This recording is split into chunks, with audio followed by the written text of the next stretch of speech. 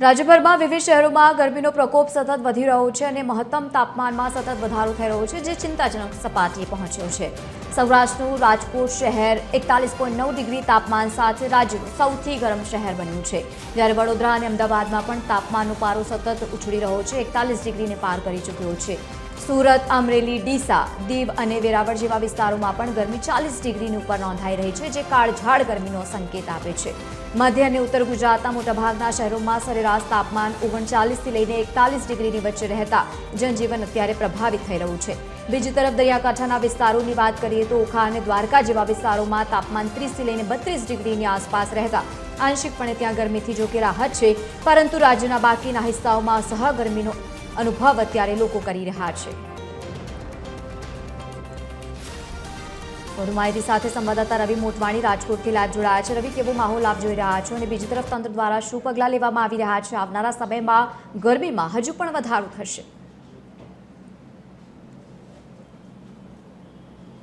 જી, જરૂરથી જણાવી દઉં કે જે રીતે ઉનાળાની શરૂઆત થઈ છે ત્યારથી જ સુરત દાદા પોતાનો આકરો તાપ વરસાવી રહ્યા છે અને લોકોએ પણ કેટલીક તકેદારી રાખવાની છે। ત્યારે રાજકોટ મનપાના આરોગ્ય અધિકારી ડૉક્ટર જયેશ વાકાણી આપણી સાથે જોડાયા છે।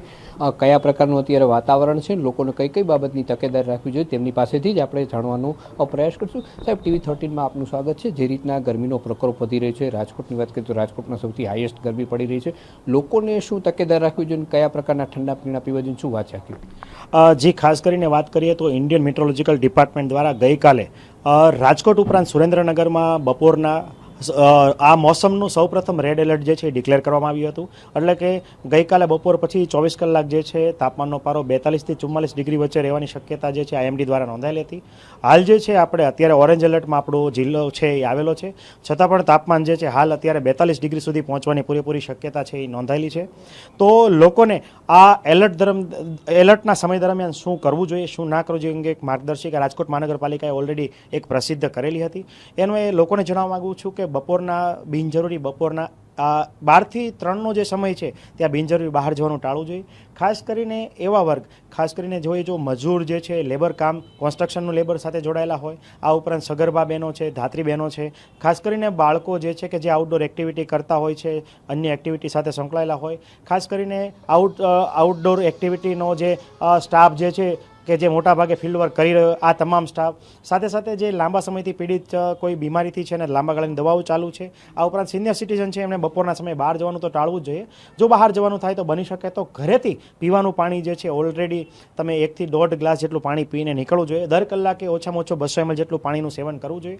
આ ઉપરાંત મોટાભાગે અત્યારે લૂ લાગવાની શક્યતા વધારે નોંધાયેલી છે કે કારણ કે લોકોને તરસ વધારે લાગે, લોકો પાણી વધારે પીતા હોય, પરંતુ શરીરમાં ઇલેક્ટ્રોલાઇટની માત્રા જે છે એ લેતા હોતા નથી। તો સાથે સાથે ઇલેક્ટ્રોલાઇટની માત્રા માટે લીંબુ પાણી, લીંબુ શરબત, સાથે સાથે નમક પાણી, સાથે કુદરતી રીતે અવેલેબલ જે જ્યુસીસ છે એમાં ખાસ કરીને નારંગી, સંતરા, દાડમ, આ ઉપરાંત જોવા જઈએ તો તરબૂચ અને શક્કરટેટી વગેરેના જ્યુસનું સેવન પણ કરી શકાય છે।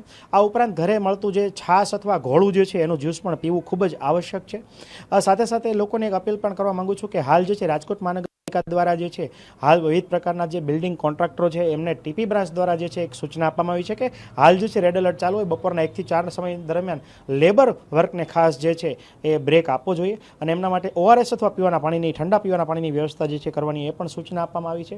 આગામી સમયમાં જો વધારે એલર્ટ ડિક્લેર કરવામાં આવશે તો રાજકોટ મહાનગરપાલિકાની આરોગ્ય શાખા દ્વારા વિવિધ પ્રકારના NGO સાથે સંકલન કરીને આપણે છાશ વિતરણ, પાણીના પરબ જે છે ઠંડા પાણીના એ પણ ચાલુ કરતા હોય છે અને ખાસ કરીને રેડ ઝોન જે આઈડેન્ટિફાઈ કર્યા છે, આ ઉપરાંત વિવિધ પ્રકારના જે સિગ્નલ જે છે, સિગ્નલ ધરાવતા એરિયા જે છે, સિગ્નલ બંધ કરવાની કાર્યવાહી પણ અમે આજથી જ તે ચાલુ કરી દીધી છે। એટલે કે બપોરના 1 થી 4 જે છે એ સિગ્નલ બંધ કરવા માટે સૂચના આપવામાં આવેલી છે અને એનું અમલીકરણ પણ આજથી શરૂ થઈ જશે।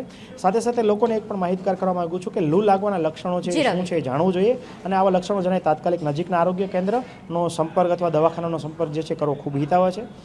માથામાં દુખાવો આવવો, ચક્કર આવવા, જી, જે રીતના આરોગ્ય અધિકારીએ જણાવ્યું કે જે જુદી જુદી બાબતો છે તે તકેદારી રાખવી જોઈએ અને બપોરના સમયે ઘરની બહાર નીકળવાનું ટાળવું જોઈએ જો કામ ન હોય તો। જી બિલકુલ રવિ, આભાર સમગ્ર માહિતી સાથે જોડાવા બદલ। તો ખાસ કરીને લોકોને અત્યારે અલર્ટ રહેવા માટેની સૂચના આપવામાં આવી છે।